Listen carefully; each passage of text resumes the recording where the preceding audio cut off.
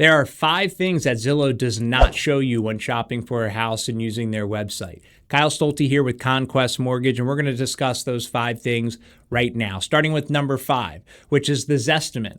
The Zestimate is the number that Zillow assigns to each property that it has listed, which tells you roughly what the house is worth. But they're not always accurate, especially in the case of rural properties where there's not a lot of comp data available. But even if it's in a suburban neighborhood where there's a cookie cutter neighborhood where there's a lot of sales around in the area, what the Zestimate does not know and does not consider is the upgrades that were done with the comps, or maybe that is done on the property you're looking at. So the Zestimate could be way off. So don't take it as the end all be all figure. The best way to get an accurate estimate about a property before placing an offer is to talk with a real estate agent, have them do a CMA, a comparative market analysis, which does factor in all of those different things, the upgrades done to the home, whether it has a pool, all the other things that you need to consider. Number 4 is how the neighborhood is. So when looking at the Zillow listing, it's not going to tell you what the neighborhood's like. You need to physically go there, shake hands with the neighbors, maybe talk to somebody walking their dog in passing, look at it in the daytime and the nighttime, see how the traffic is around rush hour. But those things are not going to be listed on the Zillow listing, but they're very important factors on whether it should be your next home or not. So take the time, go visit the neighborhood. The only thing that's on Zillow is the walkability score, which is a nice feature that they provide, but it's not everything. Number 3.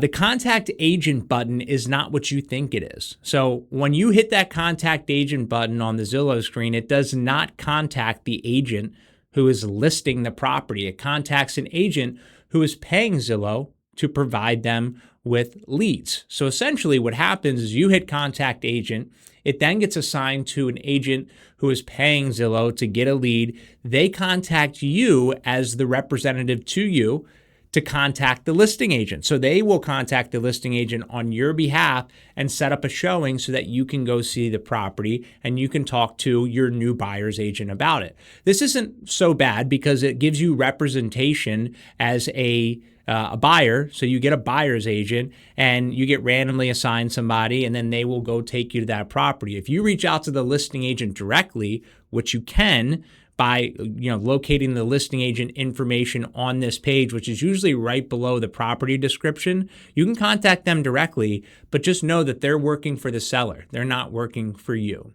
Number 2, it does not show you every single house that's available. Now, there are going to be some off-market houses. There's going to be for sale by owners. There's going to be listings that may be coming soon, or maybe listings that are already under contract but accepting backup offers that are not listed on Zillow for the entire time. So it is good to work with a real estate agent who, they keep their finger on the pulse of the market. It is their full-time job to look at what is out there, what's available, what's coming soon, who do they know that's selling a house. It's always better to use somebody rather than to use a service that relies on technology, because technology can go wrong by user error or user input.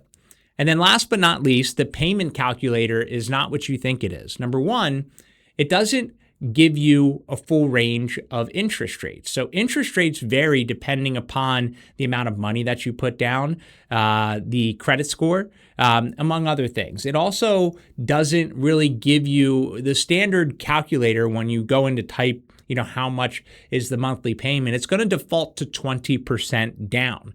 You have to go in and manually change that. So just know that if you're just looking at the payment it's showing you by default, it's not the amount that likely you're going to qualify for. You need to enter in the accurate down payment that you plan to put down. Last but not least, the payment includes taxes, insurance, mortgage insurance, HOA dues. Those fees can be wildly inaccurate. The best way to get all of this information is to talk to a mortgage professional like myself.